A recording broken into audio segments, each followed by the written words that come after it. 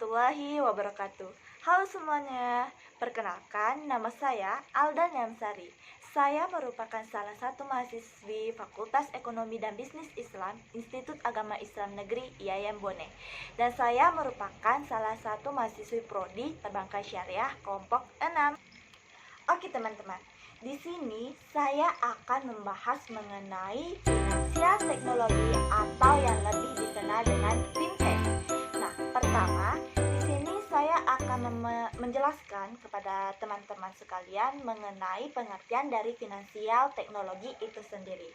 Baik, finansial teknologi merupakan sebuah industri yang berbasis teknologi dalam layanan keuangan yang melahirkan inovasi-inovasi yang dapat memfasilitasi layanan keuangan di luar lembaga keuangan, yang mana finansial teknologi ini berbasis konvensional sehingga mempermudah masyarakat untuk mengakses produk-produk keuangan dalam bertransaksi.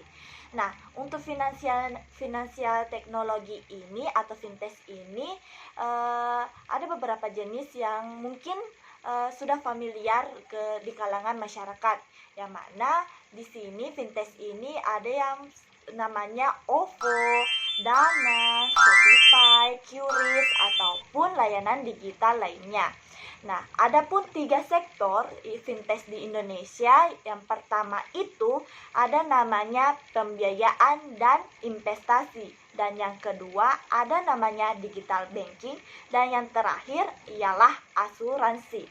Nah, dalam pengertian Bank Indonesia itu sendiri, fintech ialah penggunaan teknologi dalam sistem keuangan yang menghasilkan produk, layanan, teknologi, dan sumber usaha yang berdampak pada stabilitas sistem moneter, stabilitas sistem keuangan, dan efisiensi kelancaran, keamanan, dan kendalian dalam sistem pembayaran.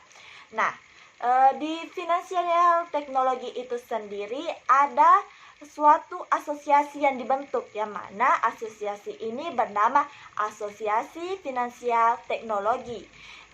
Asosiasi Finansial Teknologi ini menyatakan bahwa lebih ataupun ada 362 perusahaan fintech, yang mana perusahaan ini merupakan dari sektor agregator, crowdfunding, project financing, perencanaan keuangan, dan yang terakhir dari sektor inovatif kredit scaring. Baik teman-teman, setelah saya menjelaskan mengenai seputar sedikit informasi tentang finansial teknologi itu sendiri, sekarang saya akan membahas mengenai finansial teknologi berbasis syariah atau fintech syariah. Nah, untuk fintech syariah ini merupakan suatu penyelenggaraan jasa keuangan yang berdasarkan prinsip-prinsip syariah yang menghubungkan antara pemberi pembiayaan dan penerima pembiayaan dalam rangka melakukan akad, di mana pembiayaan melalui elektronik dengan menggunakan jaringan internet. Nah, untuk finansial teknologi syariah ini pertama kali itu berada di negara Dubai pada tahun 2004 dengan nama DHIF. Nah, pada tahun 2016 muncullah di negara Singapura dengan nama Techfin Crowdfunding. Nah, untuk dalam finansial teknologi syariah ini juga ada namanya asosiasi tersendiri, yang mana asosiasi ini bernama Asosiasi Fintech Syariah Indonesia atau yang disingkat dengan ASFI, di mana asosiasi ini menyatakan bahwa ada 53 perusahaan yang sudah bergabung dalam asosiasi ini. Nah, selanjutnya saya akan membahas mengenai sistem keuangan di Indonesia, di mana sistem keuangan di Indonesia ini ternyata terbagi atas 5. Yang pertama, teknologi finansial pembayaran digital atau statement dan clearing. Terus yang kedua, market agregator. Yang ketiga, manajemen risiko dan investasi. Dan yang keempat, peer-to-peer lending. Yang terakhir 5, ECF. Dari 5 sistem keuangan di Indonesia yang saya jelaskan tadi, di sini saya akan menjelaskan satu sistem keuangan Indonesia yang namanya peer-to-peer lending. Nah, peer Peer-to-peer lending itu sendiri merupakan suatu layanan keuangan yang berdasarkan prinsip syariah yang mana mempertemukan ataupun menghubungkan pemberi dengan penerima pembiayaan dalam rangka melakukan akad pembiayaan dengan mata uang rupiah. Hal ini dilakukan secara langsung melalui sistem elektronik dengan menggunakan jaringan internet. Dan untuk subjek peer-to-peer lending syariah ini sendiri, orang-orang yang terlibat itu seperti borrower, yang mana borrower ini yaitu pemilik usaha yang berperan sebagai kreator ataupun penggalang dana yang menunjukkan pembiayaan. Nah, yang kedua itu ada lender.